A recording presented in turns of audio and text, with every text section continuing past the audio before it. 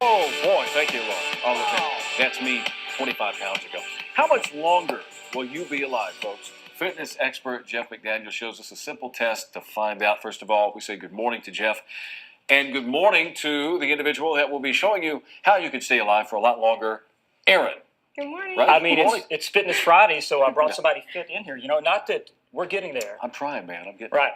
Okay, so basically, like doctors have used for years, like the cardiac stress test. Right. Basically, when they hook you up, put you on the treadmill, it's basically a way of assessing like your likelihood of having a heart attack over the next 1, 3, or 5 years. Mm-hmm. Today, I'm going to show you a test you can easily do from home that might be the best test you could do this year to predict your longevity in life. It's called the Brazilian sit test. And basically what they found is doctors and therapists have found that, while a lot of people can do some basic stress tests, they can walk, they can run, they can bike, they weren't able to do some of the basic things like if you ask them to tie their shoes, that was hard. Get off the floor, that was challenging.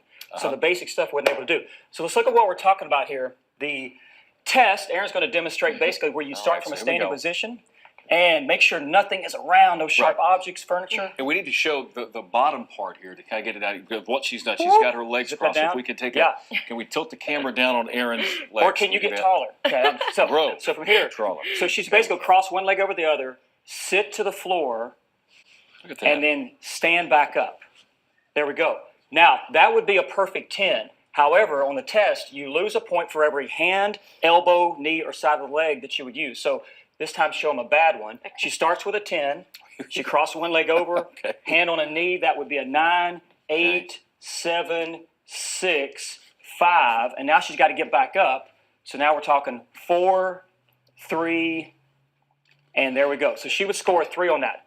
Here's the deal. On the test, they showed that for every point you lose, there's a 21% loss in mortality rate in all the health factors. Obesity, hypertension, high triglycerides, type 2 diabetes. And you're like, well, how can this impact that? If it's hard to get up, down off the floor, how hard is it to live an active, fit lifestyle? Right. And if we're not as active, what's the first thing that gets derailed? Nutrition. So we don't exercise as much, we don't eat as well, suddenly all these health parameters start to falter. So this test, also called the sitting rising test, SRT, they tracked over 2 decades with adults aged 50 through 80. What they found was the people that scored low on this, low chance of survival over the next 7 years. Do we know the next 7 years? Okay, Right. 7 year span. So she's good to go for the next 7 years. You're good. But the next 70 years. Right. But what if you can't do that? What if you can't do it?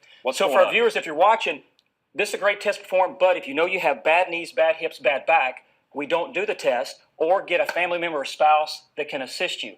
Also, let's show some quick progressions. You could start with just a chair. Do you want to get active here? I'll sit in the chair. Okay. So we start with a chair. Okay. I want him to sit, and I'll stand up. And without using your knees and plopping, can you sit down? Without using the knees and plopping. Okay, great. And without using your hands to assist yourself, stand back up. That's where we begin. And from there, you could progress from, once you get really good at that, do something like a low box. So Aaron could actually do the sitting rising test by crossing the legs over. This could be a low box, ottoman, bottom of a staircase, and progress from something a little higher. So that's a great way of kind of doing it. And then progress down right here.